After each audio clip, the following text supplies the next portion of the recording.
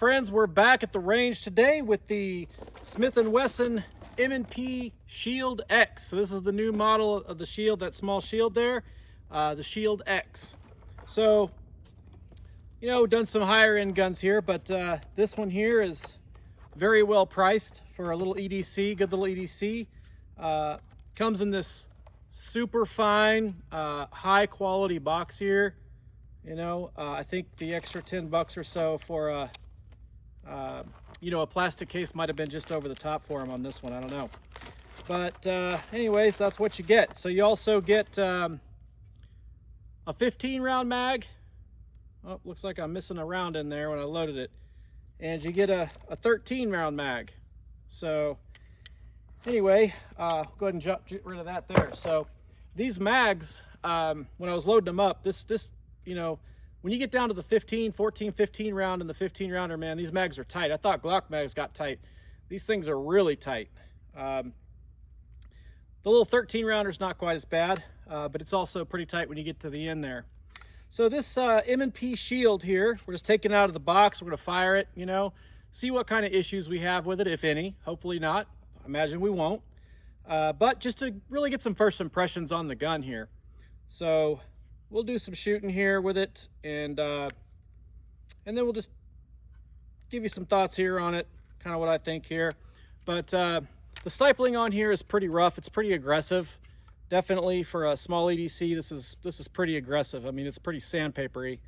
It does have it here on the side as well. So each spot, lefty or righty here, and I'm a southpaw. So each side here has that stippling up here as well. And it's also got some lines here on the grip as well. Feels like it's shooting a little low. I don't know. Just kind of feels like that. I shot a couple on the paper target over there, so you didn't hear those ding, but just want to see if I could kind of see where it's hitting there. I'll tell you what though, guys. Man, I don't know if y'all can see it. You probably can't, but like, yeah, it's definitely giving me a hot spot here, man. I'm a blister from this thing before the end of the day. Too many rounds of this thing. I don't know. I'm not really a fan of it, that stippling like that. Not in this way. Not the way that, you know, the way that I hold the gun anyway. You know, it's just kind of, it's rubbing on the side of my thumb. So it's, I don't know, it's just where it's hitting right there on the knuckle of my thumb. It's a real hot spot there. I wouldn't recommend that. Woo! Got me. Watch out, that brass comes right back, I guess. Woo! That hit me right in the neck.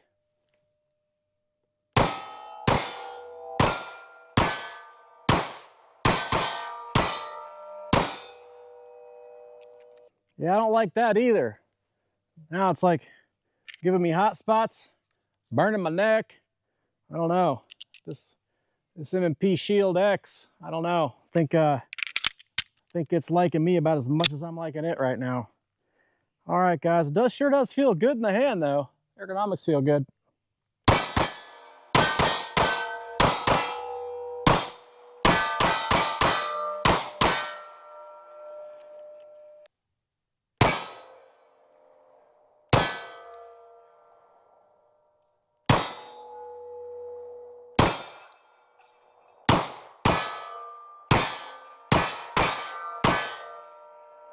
That's it.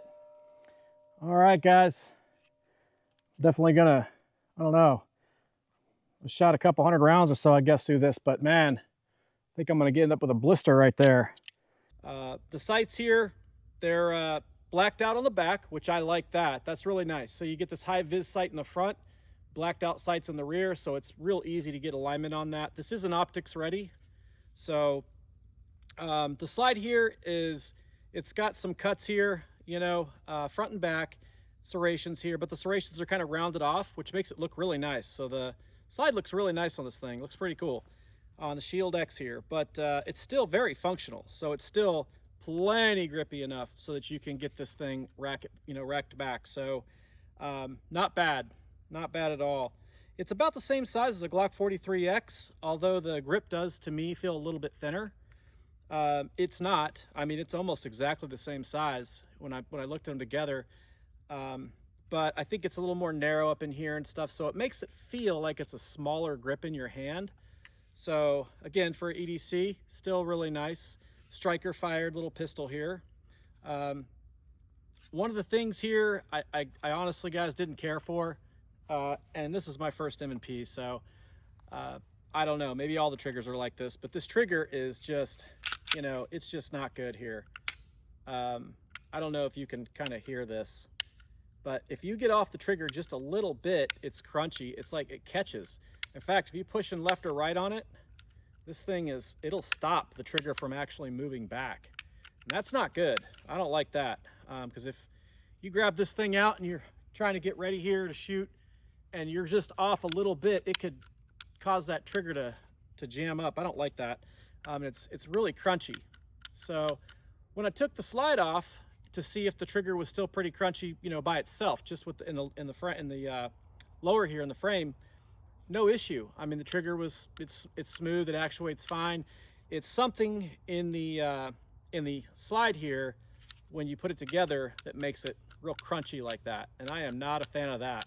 I mean, the Glock trigger is heavier than this one is, you know, out of the box. Like the 43X got a heavier trigger on it than this, but it's definitely a smoother trigger, although it's a harder trigger. This one is softer, but really, really crunchy. You know, and the Glock triggers aren't great out of the box either. I always change them out, you know, except for my 43X. I went ahead and kept the same trigger in that. That's the only one that I have done that with. Every other Glock I have has the Timney trigger in it.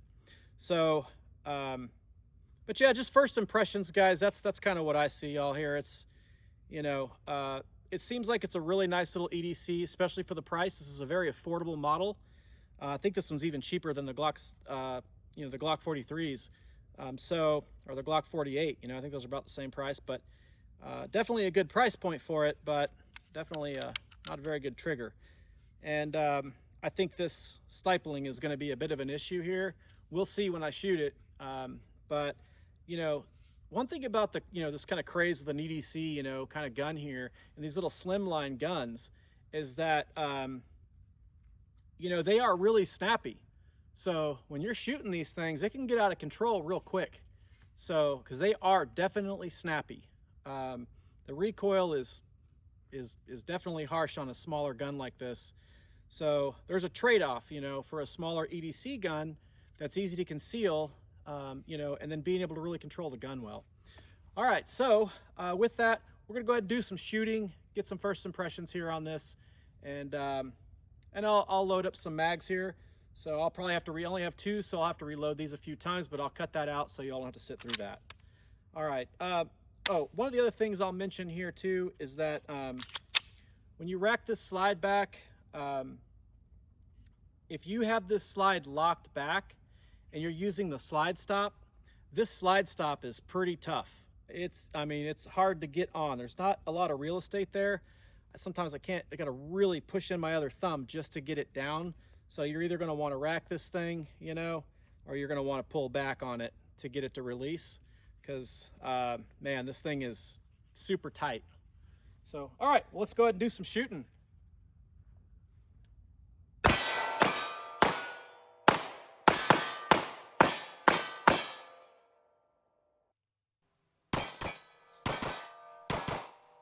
All right, y'all, we're back from the range here. Just wanted to go ahead and close this out.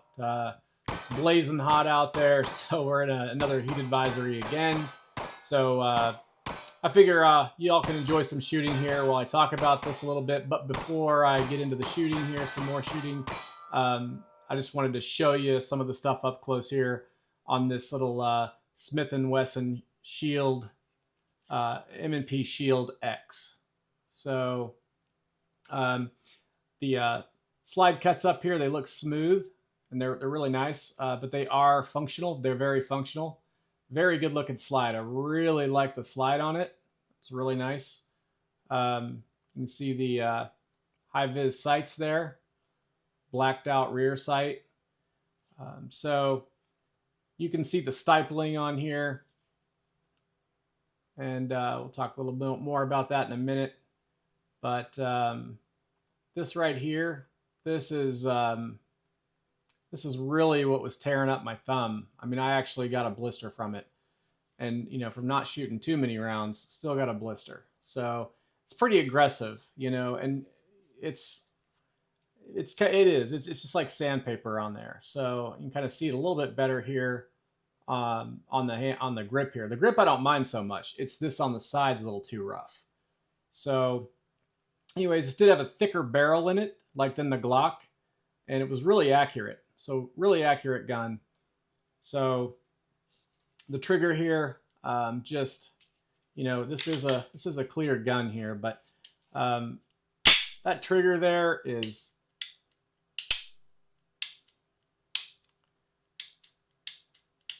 y'all can hear that. I mean, that is, it really catches, and sometimes if you don't hit it just flat back right, just right, it can catch there and stick. So, but it's definitely a crunchy trigger. So, all right. Well, it's an interesting gun. I like it. It's like a good EDC, and I like that. But I think they could have done a little better. So, you know, this gun, this was an upgrade. You know, this Shield X from this last model, and they actually changed the ergonomics on it. So the ergonomics on this were, you know, a little different, and they're a lot more comfortable now. You know, they feel a lot better. So they did a good job on that part of it. The frame here, though, is the part that I'm not, you know, I'm not super in love with here. I love the slide. I think it's smooth. It looks really good. Very good looking piece here. But the slide itself, you know, the plastic on it it's not great. Show you a little piece here. I don't know if you can kind of see that in there, but it's just, I don't know, it doesn't look very good. You can kind of see it looks like they just pushed it in, and heat, you know, you can see where the heat, whatever it was they used, kind of melted it around the circle there. But anyway, you know, the mag springs in this thing, they are really strong. So when you're trying to put those last rounds in, I mean, the mag springs, it's really tough. Even with my little mag Lula deal, you know, I'm pushing it down, and, you know, sometimes I wouldn't get the 15th round. I thought it was, you know, I thought it was done, and it wasn't. You have to really crank down hard on it. So really, really strong magazine springs there. The stippling, for me, I think it's too rough, especially where your thumb hits it on the side of the frame. So if you're carrying that EDC, and if you have anything that's against your skin on the back of that pistol grip, it's probably going to rub you raw, because it is like sandpaper. So that's kind of a detractor from being, you know, a good CCW carry gun.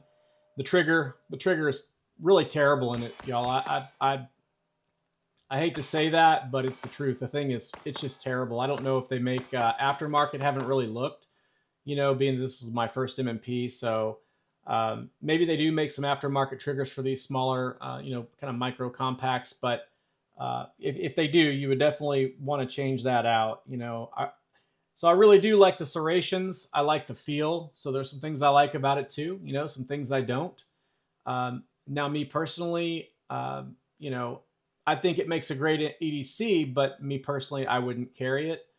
So I have a couple of other options, you know, that I would carry. But reliability, I mean, perfectly reliable. Didn't have one single failure, you know, the whole time. Although I did get burnt by a piece of brass that shot back at me and hit me in the neck. So looking at the video, it really didn't look bad as far as, you know, ejection from the gun, except for that one time. So I don't know what that was about, but as far as reliability goes, I fired it slow, I fired it fast, I did transitions with it, and it just kept on going, and it fired pretty well. And it feels a lot like the Glock 43X or the Glock 48. So I did do some slow motion shots here that I'm going to show you now while I'm talking about it. And those slow motion shots, I'll show you the video first of it full speed, and then with a few shots, and then I'll do a few shots here of the slow-mo. So for each gun. So, I mean, I believe that that this Shield M&P or M&P Shield X, it was definitely harder on the recoil. Now I shot it against the Glock 19, so I had my Glock 43X and I was thinking it's probably about more the size of the Glock 19, because it really is. It's about the size of the Glock 19.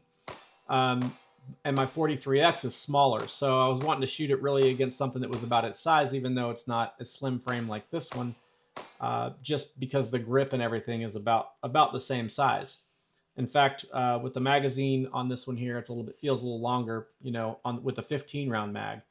So to me, it definitely felt like it recoiled significantly, noticeably more anyway, than the Glock 19 did. So, you know, the Glock 19, though, in the hand doesn't feel as good as this does in the hand as far as the ergonomics go. But anyways, that, you know, that recoil is pretty harsh on this one. And even holding it with this stipling, you know, it stays in your hand pretty well. But your support hand, where your thumb kind of, well, I mean, if you shoot that way, I shoot that way.